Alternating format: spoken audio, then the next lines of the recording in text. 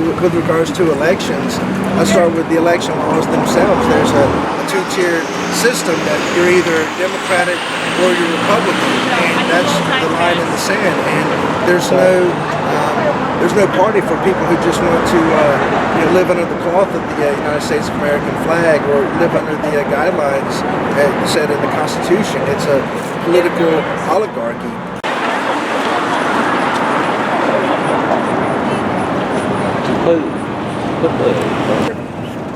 APD was posted up over there a little while ago. Yeah, I think they're pretty familiar with most of us. Yep, here they go. Cool. Who's coming? APD. APD? Ooh, look at this.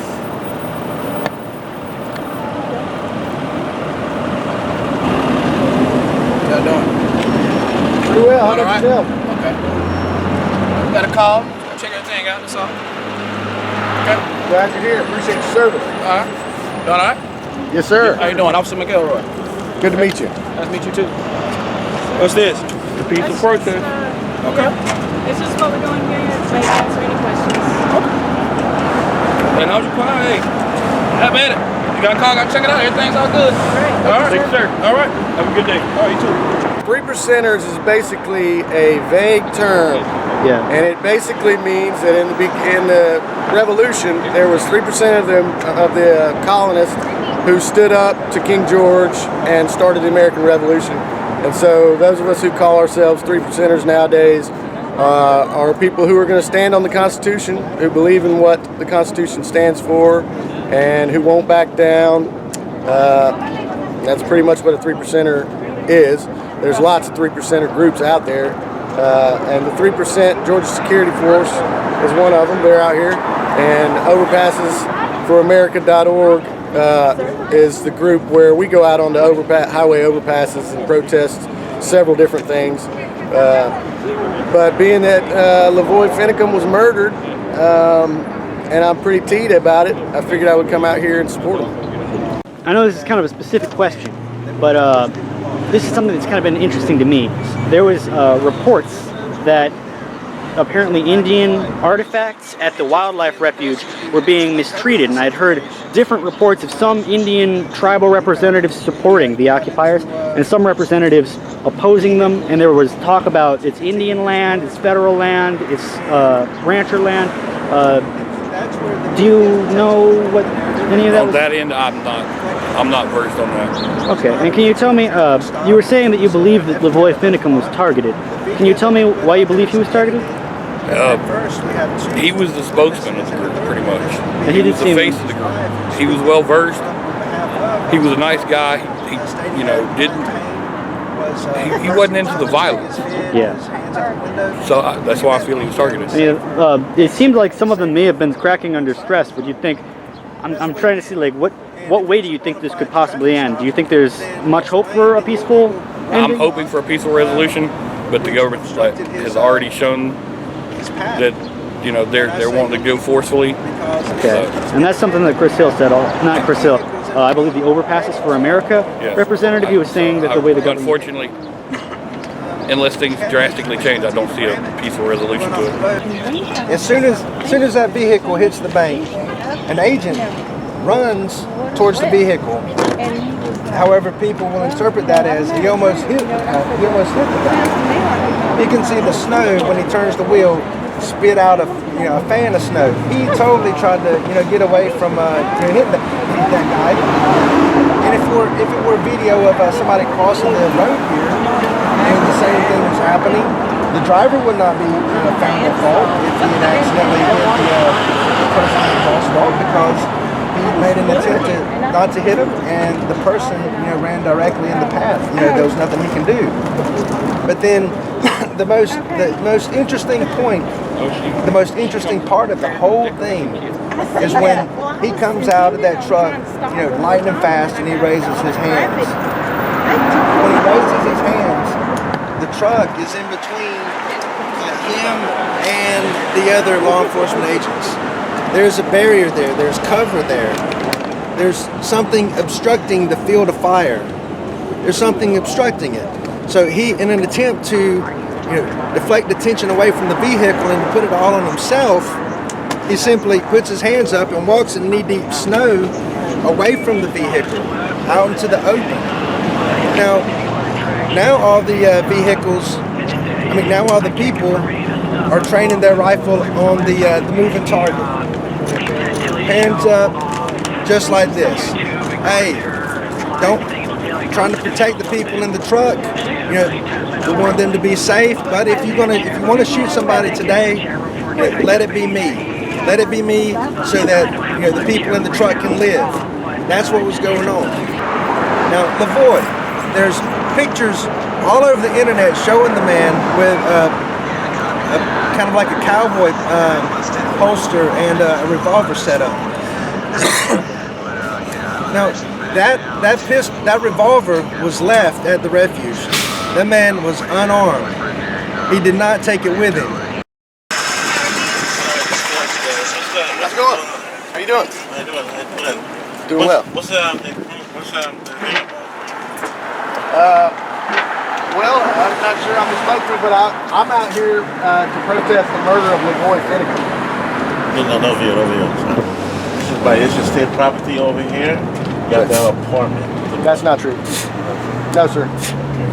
Not true. It's wrong. You're wrong about that. You ought to look into it. If you really believe that, you should look into it, because we do this all the time, all over the state of Georgia. So we know that we're completely legal in how we're doing things. So we appreciate your concern. But as far as one out, you have to have one inside. Not only would we say you have to have a permit, from what we know, but we can still resonate. We can still protest on that side of the street. That's what we say. We can protest wherever we feel like protesting. I'm not a spokesperson, I'm just a photographer, but there was somebody from the Atlanta Police have already come out. They did come out here, and he took a paper. He said that we were. Policemen came out here and they said that because on their property. That's the reason why. And this is state property. That's why. Yeah, this is public property. Alright then. Public. Okay. Thanks for coming out. I appreciate your concern and everything, but keep on keeping on. The complaint they have is us hanging on the fence. We're just gonna move him to the tree.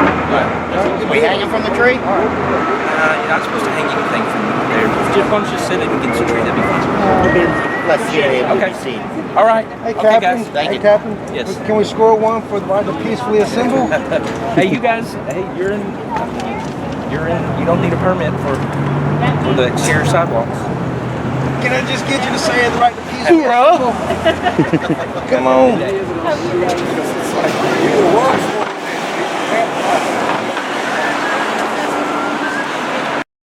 Hi, my name is Chris Draker with U.S. Border Guard.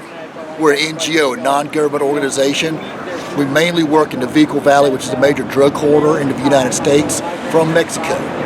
We mainly clash with Sinaloa Cartel, Gulf Cartel, and the likes of, whoever's associated with them. I thought they were doing that to us. But anyways, that's the majority of what we coming across the border is mainly drug smuggling, human trafficking, that sort of thing. And we're down here right now because, this ain't our first rodeo to the Bureau of Land Management. We don't get very much cooperation out of them out there. And of course, their actions have led to the assassination of Lavoy. And that's definitely something that's got our attention, as it has people around the country, as you see. This is one of many such protests. And more about the Border Patrol. Do you have any involvement? Have you heard of the Autodefensas Mexicanas, the group in Mexico, kind of like farmers who rose up against the cartel? Do you have any we got some guys that? in contact with them. You do? Yeah. I had heard that they were merging with the federal government, but that some groups had splintered off. I'm not so sure about that. What happens in Mexico is you have a lot of really serious gun control laws. Yeah. To own a firearm, you have to be a member of a gun club. So these gun clubs are forming militias to fight the cartel and drive them out. And the cartel's trying to muddy the water and say, well, these guys are actually assisted another cartel who wants to control this area. That's not true at all. There's been no documented proof of that whatsoever. That's very interesting. So there's I'm trying to think of the gentleman's name, but there's a doctor who's in charge of it out there, who's he's the main guy, and he's been a victim of some assassination attempts. Oh yeah, he was a former special forces in the Mexican I think so. military. He recently they tried to kill him with a plane crash. That didn't work. He's still out there, but of course, anytime something like happens to a recognizable personality, that weakens the group. Yeah. So, I also heard that many of the Catholic priests were in charge of organizing it down. It's just a very interesting situation down there. It is. And it's good to hear that your group is. The cartel's behind two big pushes here in this country. Number one, they want to keep marijuana illegal because that's their bread and butter. That's 60% of their income. Number two, they want to keep, the gun control lobby in the picture.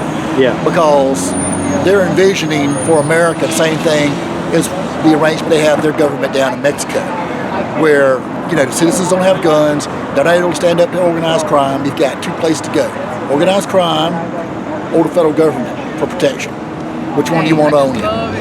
So, anyways, yeah, it's a citizen movement. It crosses all boundaries and borders. I mean, firearms equals freedom, and that's been true the world over since the dawn of time. So what we're doing here is first and foremost paying homage and tribute to Lavoy Finicum. And that's where the conversation begins. That's where we need to come together and harness the liberty that can fire forth from this tragedy, especially taking into account that you had peaceful demonstrators. And that's a good place to start. Let's start with the peaceful demonstrators. Would that be all right? For the second time, I bet you. People, civilians, demonstrating. What are we doing here today? I mean, you see what we're doing? I mean, look around, demonstrating, protesting, right? They're free people. Right? What are we doing here? Free men. We're going to be holding signs, going to be holding flags. My brother here, he's got a sign. Can you read what his sign says? Look close. Look close. It says, "I'm a free man."